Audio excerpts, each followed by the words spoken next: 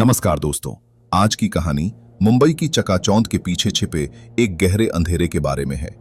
हम सब जानते हैं कि इंसान की ख्वाहिशें कभी कभी उसे ऐसे रास्ते पर ले जाती हैं जहां से लौटना नामुमकिन होता है। ये कहानी है जीविका की, जिसके जुनून ने उसे एक ऐसे भयानक अंजाम तक पहुंचा दिया जिसके बारे में सोचकर आज भी रूह कांप उठती है। जीविका, जिसकी आंखों में बस एक ही सपना था, एक्ट्रेस बनना। यह सिर्फ उसका सपना नहीं, उसका जुनून था, उसका पैशन था। सालों से वो मुंबई की गलियों में प्रोडक्शन हाउसेस के चक्कर काट रही थी।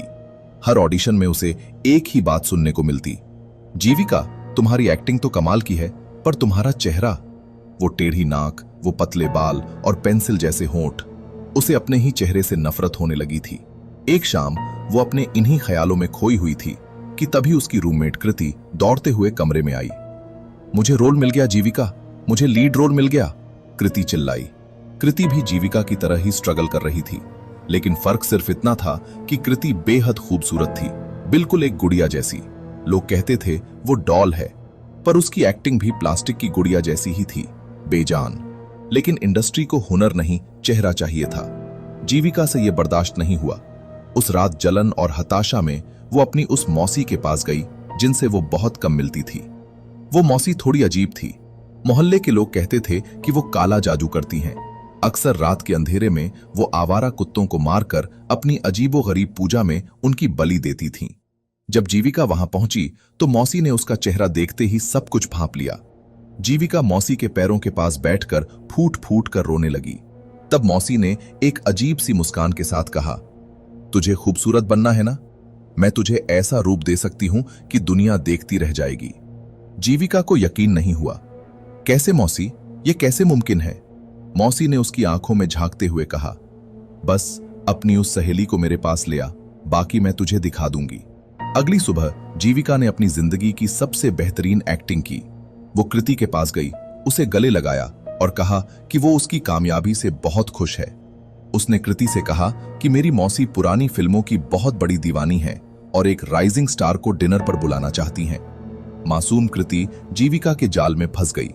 अगली रात दोनों मौसी के पुराने सीलन भरे घर में पहुंचे। मौसी की नजरें कृति के चेहरे से हट ही नहीं रही थीं। वो बार बार कृति को छू रही थीं, उसके गालों को, उसके बालों को। कृति को बहुत असहज लग रहा था और सच कहूं तो जीविका को भी ये सब अजीब लग रहा था। खाना खाने के कुछ ही देर बाद कृति अचानक चक्कर खाकर जमीन पर गिर पड़ी। वो पूरी तरह बेहोश हो चुकी थी। जीविका ने घबराते हुए पूछा, अब क्या मौसी? मौसी दूसरे कमरे से एक जंग लगी हुई आरी लेकर आई और उसे जीविका के हाथ में थमा दिया। काट दे इसका सर, मौसी ने ठंडी आवाज में कहा। मुझे रस्म के लिए इसका सर चाहिए। इसकी सारी खूबसूरती, इसका रूप रंग सब तेरा हो जाएगा। जीविका कांप उठी, पर तभी उसके दिमाग में अवार्ड शोज, तालियों की गड़गड़ाहट और बड़े बड़े बैनर्स पर उसका चेहरा घूमने लगा।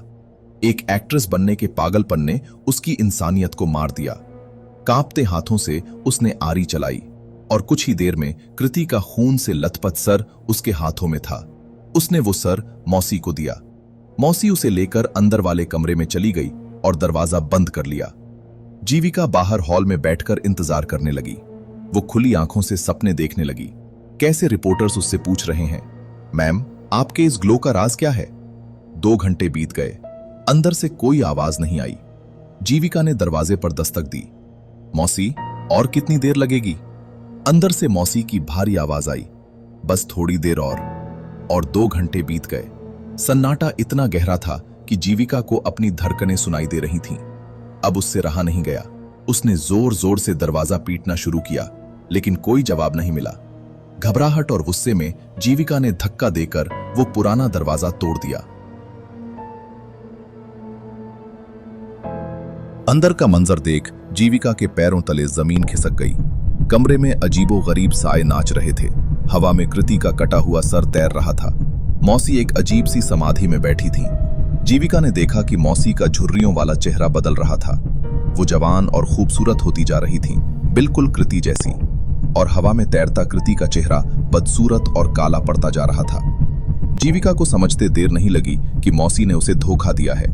वो खूबसूरती जीविका को नहीं बल्कि खुद मौसी को मिल रही थी। नहीं, जीविका गुस्से में चिल्लाई।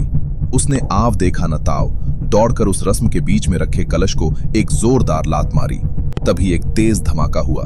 वो नाचते हुए शैतानी साए रुक गए और उनकी चीखें गूंजने लगीं। कांच टूटने की आवाज आई और उन काली ताकतों ने जीविका पर हमला कर दिया। जीविका की आंखों के सामने अंधेरा छा गया और वो बेहोश हो गई।